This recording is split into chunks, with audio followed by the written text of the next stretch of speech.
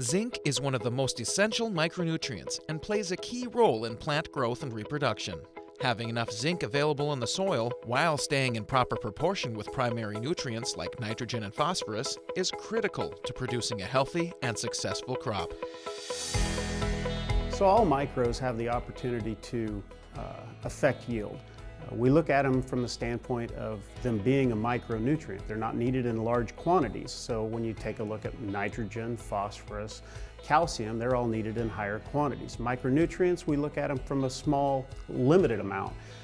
So when we talk about micronutrients, especially nutrients like zinc, one of the first micronutrients that was established as an essential micronutrient, it doesn't require a lot of it, but it's important and essential to the plant to be able to hit its maximum potential.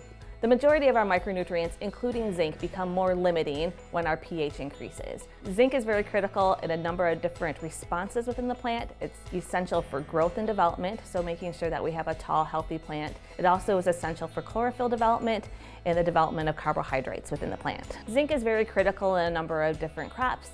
We think of it in things like potato production or sugar beets or corn. Those are ones that are high carbohydrate plants that require a lot of zinc to provide enough nutrient uptake for that overall crop production. Corn is one of those crops that requires zinc at a higher level than, say, other crops like wheat. It's very important from the standpoint of chlorophyll. Zinc turns on and activates enzymes within the plant that helps the plant assimilate sunlight into energy, into yield.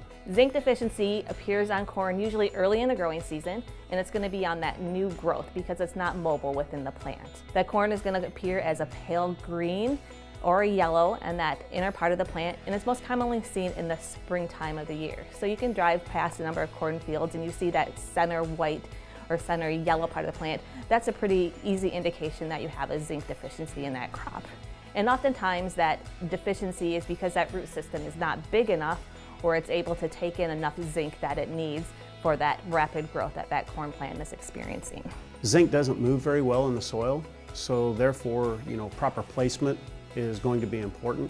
When you take a look at a crop like corn where you're planting it on 30-inch spacing, because of the lack of movement in zinc, having close proximity to that plant being able to access it is going to be important. The other aspect of zinc is going to be its interaction with phosphorus. An overapplication of phosphorus can induce a zinc deficiency. So an overapplication of one nutrient, such as phosphorus, can have an adverse effect on a micronutrient such as zinc. There's a strong connection between phosphorus and zinc when it comes to a soil test. It's critical when you're looking at those values. You want to make sure you have a 10-to-1 phosphorus to zinc relationship to make sure you have enough zinc available for that crop production.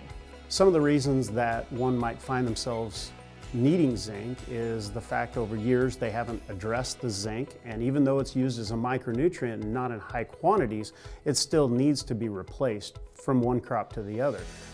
The next thing about it is the fact that we've increased our yield production over the years, and we're requiring more zinc than we did 10 years ago, just from the standpoint of how much grain we're pulling off versus what we did before.